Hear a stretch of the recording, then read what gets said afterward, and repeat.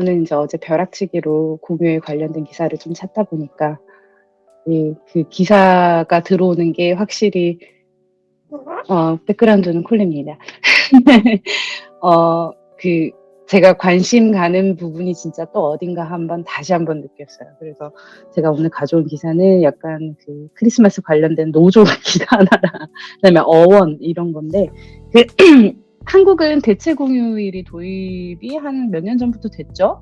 근데 이제 오스트리아 같은 경우는 그게 계속 해년마다 토론은 이어가는데 절대 도입이 안 되고 있거든요. 그래서 그 기사가 났길래 한번 찾아보니까 주변국에 보니까 스페인 같은 경우는 대체 공휴일이 도입이 돼서 공휴일이 이제 주말로 떨어져 버리면 그 주말일 경우에 이제 그 다음 날에 쉰다고 해요. 그리고 뭐 룩셈부르크나 벨기에, 영국 같은 경우도 대체 공휴일이 있다고는 하는데 그러니까 오스트리아도 늘 말이 많거든요. 근데 왜냐하면 작년 같은 경우에는 2월 31일이랑 아니죠. 1월 1일, 올해 1월 1일, 그 다음에 크리스마스 모두 일요일이었었잖아요. 그러니까 이제 그 노조에서 트윗을 이렇게 날렸어요. 사실 이날, 더 쉴 수 있었다. 뭐 이런 식으로 트윗을 날려서 사람들이 맞다, 대체 공휴일 빨리 도입하자. 뭐 이렇게 이제 여론을 형성을 하긴 했는데, 이제 이 부분에 대해서는 항상 사용자층에서는 강경하게 대응을 해요. 니네 유럽 내에서 오스트리아는 그래도 휴가가 많은 편에 속하고 공휴일이랑 합해서 개인 휴가랑 합하면 그 유럽에서 탑이라고 해요, 오스트리아가. 그렇기 때문에 더 이상 뭐 대체 공휴일을 도입할 어떤 명분이 없다고 그러는데 그 이유를 국가 경쟁력이 떨어진다고 하거든요. 대체 공휴일을 도입을 하면.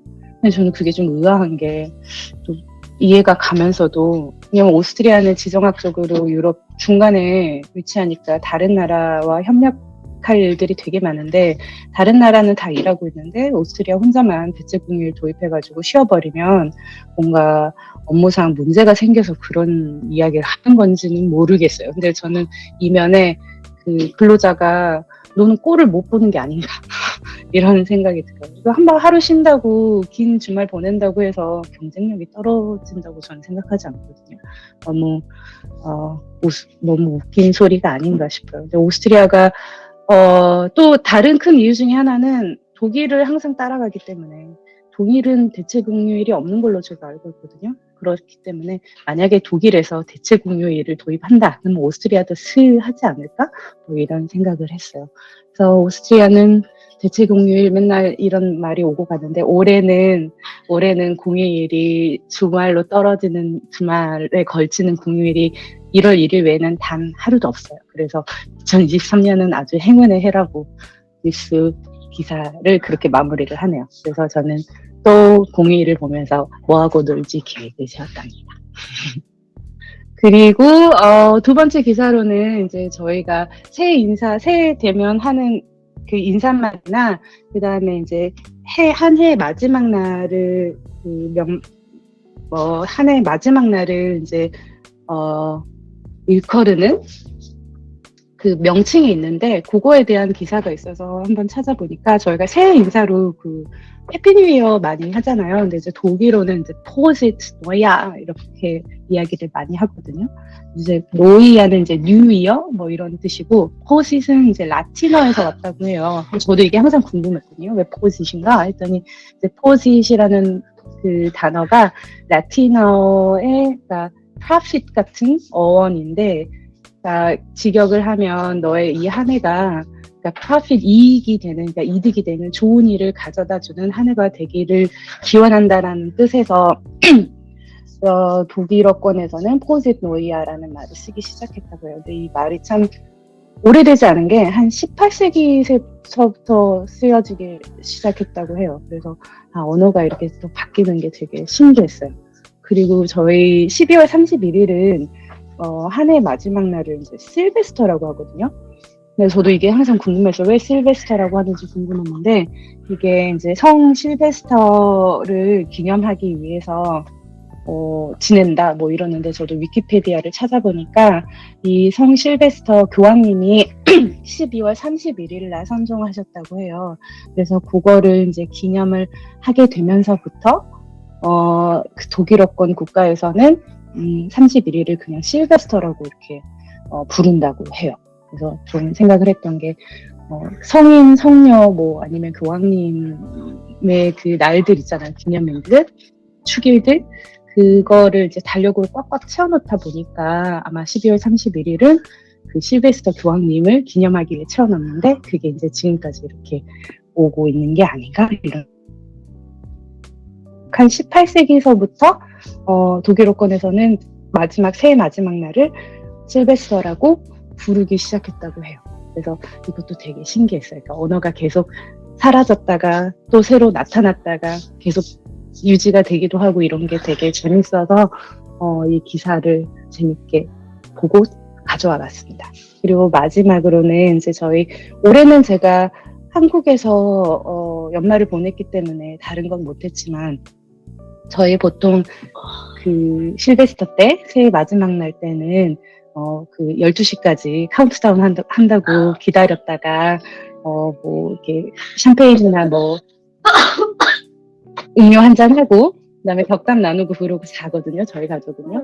근데 이제 그때 막 주고받는 조그만한 선물들이 있어요. 그러니까 초콜릿이나 그 아까 마치판 있잖아요. 마치판으로 만든 그런 먹거리들이 있는데 그거를 제가 찾아봤어요. 이게 왜 도대체 오스트리아는 이거를 나누나 하고 찾아봤더니 저희가 그 조그만한 먹을거리 중에 이제 좀 대표적인 게 굴뚝 청소부, 그다음에 무당벌레나 잠시만요. 그래서 신년 이제 행운을 가져다 준다는 그 부적이죠. 결국은 그거를 상징하는 것들을 이제 먹을 걸로 만들어서 팔고 나눠 갖곤 하는데 이제 편자 있죠. 편자, 그 말발굽이나 뭐 굴뚝 청소부, 무당벌레 아니면 뭐 센트 동전, 행운의 돼지 뭐 이런 것들이 있어요. 그래서 제가 사진을 조금 가져왔었는데 근데 좀 무섭게 생겼는데 작년에 보이시죠? 작년에 이제 저희 가족끼리 주고받은 세 가지 마치판으로 만든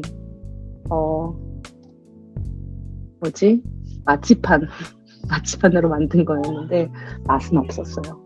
이렇게 보시면 조금 무섭게 생긴 돼지가 무덤벌레 하나 갖고 있고 이 아저씨는 나는 처음에 이 아저씨가 신부님인 줄 알았거든요.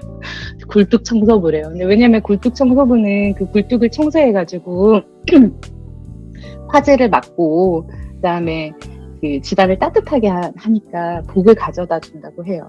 그리고 뭐 네이클로바는 언제부터인지 모르겠지만 행운의 상징으로 이미 자리를 잡았고, 그다음에 요 편자 요거는 그때 당시에 이제 되게 말이 귀했잖아요. 그래서 그 귀한 말을 보호한다고 그래가지고 어떤 보호하는 힘, 뭐 요런 거를 상징한다고 해요.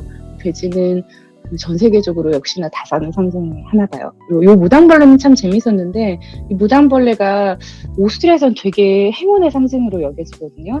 근데 농부들에 의하면, 그러니까 농부들에게 무당벌레는 하늘의 어머니가 보낸 어떤 메신저라고 여겨졌대요. 그래서 무당벌레가 오면 이렇게 그 어린이들의 뭐 병을 낫게 한다고도 하고 되게 행운을 상징을 한대요. 그래서 요렇게 나눠 먹었는데 저는 이 아저씨 머리통만 먹고 맛없어가지고 줘버렸어요. 그리고 막 몇 가지 또 미신들이 있었는데 이번에 처음 알았어요. 그 연말에 그 빨래를 널면 또 안 된대요. 그러면 그 돌아가신 분들이 고인들의 영혼이 빨래에 이렇게 갇혀버려가지고 걱정거리나 그러니까 근심거리를 가져다 준다 그래가지고 연말에 뭐 빨래를 널면 안 된다는 소리가 있더라고요. 그리고 뭐 저녁 메뉴로는 닭은 하지 않고, 왜냐면 그 행운이 날아가 버리니까 다산을 상징하는, 복을 상징하는 돼지를 먹는다거나 아니면 이제 그 생선 요리를 많이 먹어요. 그래서 복을 부르는 요리들을 먹는다고 하고, 그리고 또 재밌는 이게 이제 요렇게 만너라고 저희 오스트리아에서도 이제 되게 유명한 과자 만드는 회사인데 이런 식으로 이제 상술이죠. 결국은 이렇게 동전을 팔기도 하고 여기 초콜릿 요 모양 해가지고 팔고, 이게 재밌어요. 이것도 이제 새해가 딱 밝으면 먹는 과자인데요. 생선 모양으로 되어 있고 이것도 항상 나눠 먹었어요. 가지고 항상 이 꼬리부터 먹어야 된대요. 그래야 행운이 이제 헤엄쳐서 행운이 달아나지 않도록 그러니까 물고기 꼬리를 먼저 먹어버려 가지고 행운이 달아나지 않도록 하기 위해서 꼬리부터 먹는다고 해요. 그래서 저희 작년에 이제 저희 가족 셋이서 오손도손 꼬리부터 먹었으나 올해는 한국에 있었기 때문에 물고기를 못 먹었습니다. 근데 이런 것들이 참 재밌더라고요. 그래서 이번에 기사 이렇게 보면서 찾아보게 돼서 그러니까 어원이나 아니면 왜 이런 게 유래가 됐는지 찾아보게 되면서 더 많이 배울 수 있었습니다. 이상입니다.